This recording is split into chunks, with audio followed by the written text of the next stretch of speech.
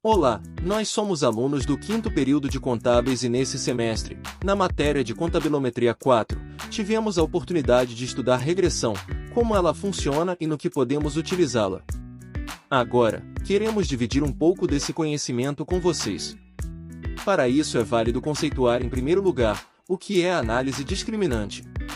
A análise discriminante é uma técnica estatística que é utilizada para classificar observações em diferentes grupos ou categorias. Nesse vídeo nós iremos rodar uma regressão para modelar a relação entre uma variável dependente e as variáveis independentes, e assim nós montaremos a equação discriminante onde iremos classificar os grupos. Para isso nós iremos utilizar a base de dados das pesquisas Raio-X do Investidor de 2024 da Ambima que foi disponibilizada pelo nosso professor. Nela procuramos a resposta para as seguintes variáveis. 1. Quem não conseguiu economizar. 2. Quem conseguiu economizar? Agora vamos apresentar cada variável disponível na tabela. A primeira variável é a variável P2A, que responde se a pessoa conseguiu economizar em 2023. Consideramos ela como nossa variável dependente. Hoje ela vai representar o grupo a que pertence. Temos ainda outras variáveis, sendo elas independentes. Idade, sexo, estado civil, número de filhos, escolaridade, classe social, situação financeira declarada, renda e conhecimento em investimentos. Temos a variável P65, que é a comparação entre os gastos e renda nos últimos 6 meses. E também a variável P7A, que é sobre o conhecimento espontâneo sobre os tipos de investimento. A proposta é saber o quanto essas variáveis independentes irão influenciar nas variáveis dependentes. Agora nós iremos rodar uma regressão. Primeiro vocês devem clicar em Dados. Análise de dados. E agora vamos selecionar nossa variável y que será representada pela P2A. Em seguida, iremos selecionar a nossa variável x, que será representada por todas as outras variáveis que constam nessa tabela. Agora iremos rodar a regressão para obter os resultados. Nós temos alguns indicadores que irão nos ajudar a entender a relação da nossa variável dependente com as nossas variáveis independentes. O R² indica que 18,23% da variação dos grupos é explicado pelas variáveis.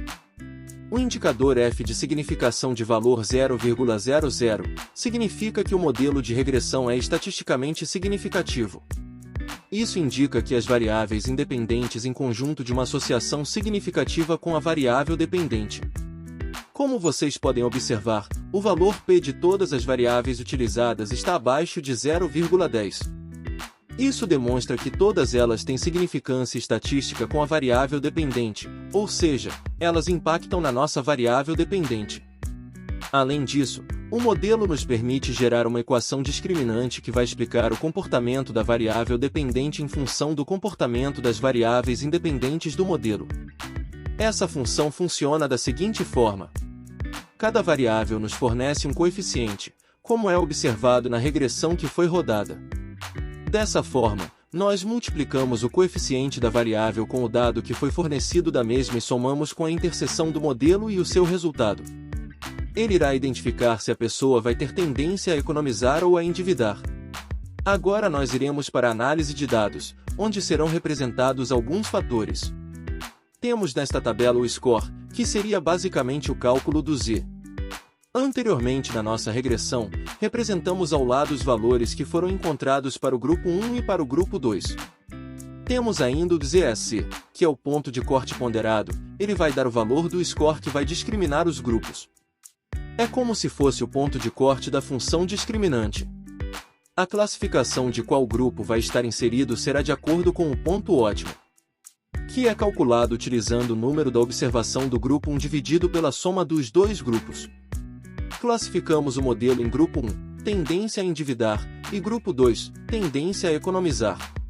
E chegamos ao resultado que 51% das pessoas estão com tendência a endividar e 49% com tendência a economizar.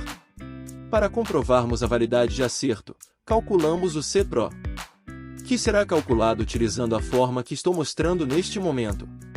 O central, ele evidencia a porcentagem de aceitação das discriminantes.